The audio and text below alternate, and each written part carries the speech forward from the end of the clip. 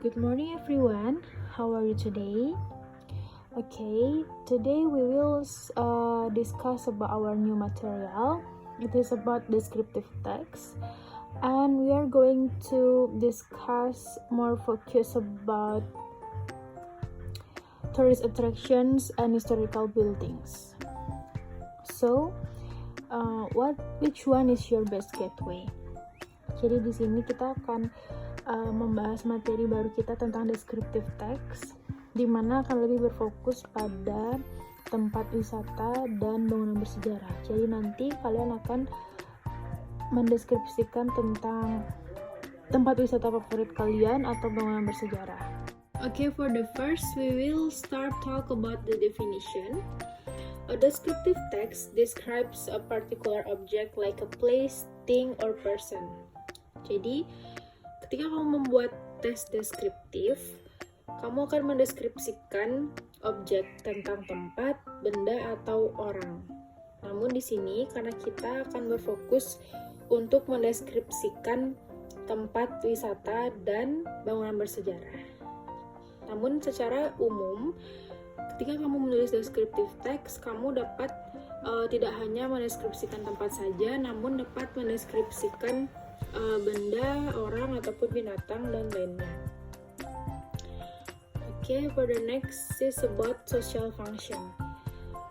The social function is describing or presenting information about a particular place and a historical building. Ketika kamu membuat descriptive text, jadi kamu harus mengetahui dulu fungsi sosialnya tentang apa. Kalau di sini, karena kita akan membahas tentang tempat, jadi fungsi sosialnya memang berfokus untuk mendeskripsikan atau menjelaskan informasi tentang tempat dan bangunan bersejarah. For a generic structure, there are 3 generic structure in writing descriptive text. For the first one is opening paragraph, and we can call it identification. The second one is a series of paragraph. We can call it description, and the last is closing paragraph. For the identification, it is opening statement to introduce the subject, and for the description, it is supporting paragraph that describes the subject, and the closing paragraph is concluding paragraph that indicates the end of the text.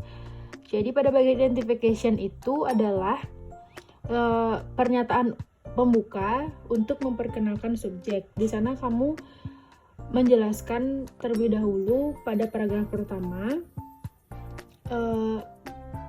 pernyataan pembuka tentang subjek itu. Jadi lebih ke penjelasan umum aja agar pembaca tahu subjek apa yang akan kamu deskripsikan. Lalu yang kedua, pada description biasanya itu terdapat pada 2 sampai 3 paragraf. Jadi description itu adalah paragraf pendukung yang mendeskripsikan subjekmu. Jadi di paragraf pertama kan kamu menjelaskan secara umum dulu. Lalu paragraf 2-3 itu adalah supporting paragraph, di mana kamu mendeskripsikan lebih detail lagi tentang subjekmu di sana. Lalu untuk closing paragraph itu adalah paragraf kesimpulan yang menjelaskan secara keseluruhan dari teori yang telah kamu deskripsikan di paragraf 1, 2, dan 3. Jadi kayak akhir dari teks itu kesimpulannya seperti apa gitu. Lalu selanjutnya language feature adalah unsur bahasa yang digunakan. There are 6 language feature in writing descriptive text. The first one is vocabulary and terms related to famous tourist attractions and historical buildings. And the second one is adverbs related to traits such as quiet, very, extremely, most, and so on. And the third one is declarative and interrogative sentences in the correct tense.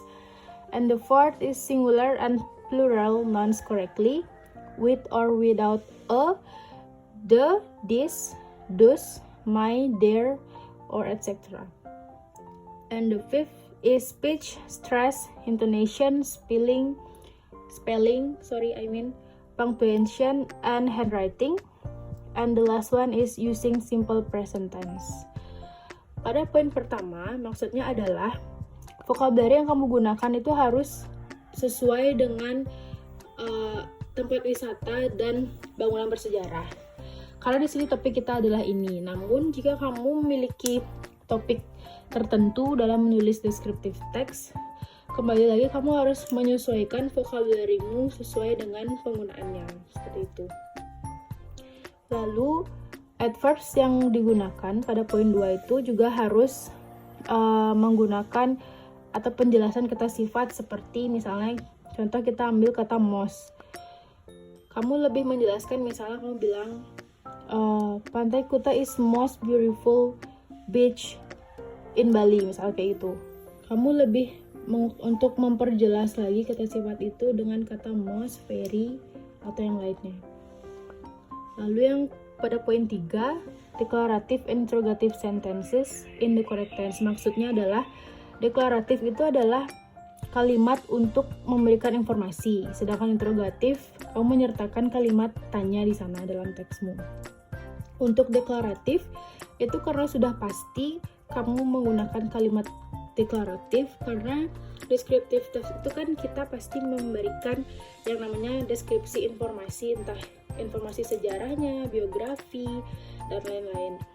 Tapi jika kamu ingin menambahkan kalimat interrogatif, bisa saja. Misalnya kamu ingin menambahkan kalimat seperti, apakah Pantai Kuta merupakan pantai favorit di Bali gitu. Terus kamu bisa menyambungkan dengan tentu saja karena Pantai Kuta memiliki suasana yang apa, mungkin seperti itu. Jadi kamu bisa menggunakan kalimat interrogatif juga dalam descriptive textmu. Lalu poin 4, singular dan plural nouns. Jadi maksudnya di sini kamu harus menggunakan kata benda yang sesuai, entah itu singular atau plural. Jadi singular itu kan tunggal, sedangkan plural itu jamak. Jadi kamu harus menggunakan noun itu dengan tepat. Misalnya kalau a itu kan untuk yang pasti singular, karena dia pasti satu. Atau there pasti lebih dari satu. Jadi jangan sampai kamu menggunakan subjek satu, tapi kamu menggunakan nouns-nya there, seperti itu. Jangan sampai salah dalam penggunaan singular and plural nouns. Lalu untuk poin nomor 5, itu karena kita akan menulis descriptive text, jadi kamu harus memperhatikan entah tanda baca, punctuation-nya, atau huruf kapitalnya. Pokoknya format penulisannya itu harus diperhatikan juga. Namun jika nanti pun akan dipresentasikan, dibaca, kamu juga harus memperhatikan seperti intonasinya, gimana pembacaannya, seperti itu. Lalu untuk poin terakhir, using simple present tense. Dalam menulis descriptive text, memang harus menggunakan simple present tense, tidak dalam bentuk lampau ataupun future tense. Oke, lalu di sini ada satu contoh descriptive text. Saya menggunakan contoh Kuta Beach. Lalu ini kita menuju ke contoh pada paragraf 1 ya. Kuta is a very beautiful beach. Kuta Beach located in Badung Regency. It's close to Ngurah Rai Airport and is about 9 km from Denpasar. Kuta is a beach that is very popular but in Indonesia and international. In Kuta Beach, there are a variety of facilities including accommodation, restaurant, bar, as well as very famous surfing spots in the world.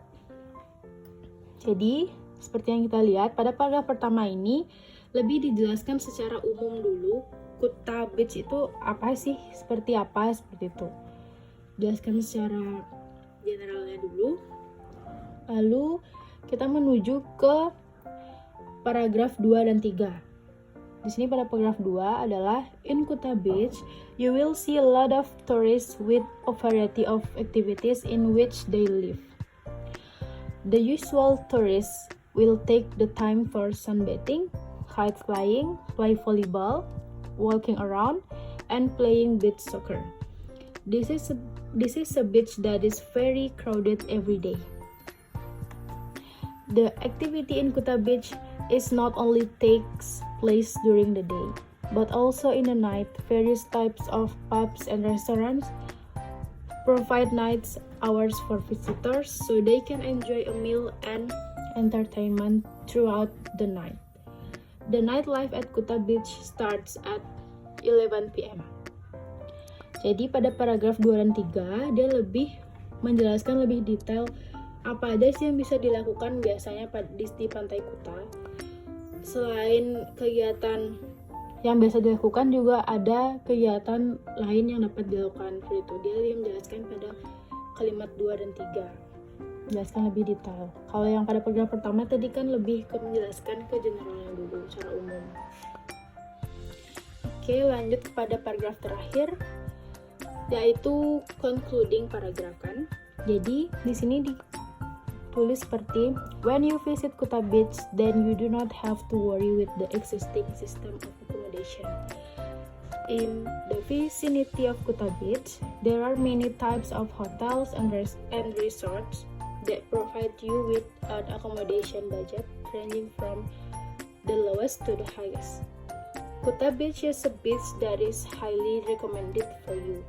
In addition to offering the natural beauty, the environment around it also gives a classy facility. Jadi di sini kamu harus bisa mengembangkan kata-katamu dalam paragraf concluding. Jadi nggak harus langsung kesimpulannya Pantai Kuta adalah ini. Jadi kan hanya kalimatnya bisa jadi cuma 1-2 kalimat aja. Yang namanya paragraf pasti kan lebih dari itu kalimatnya. Kalau di sini kan terlihat cerminan kata conclusionnya itu dari kata in addition, itu kan artinya jadi kesimpulannya seperti itu.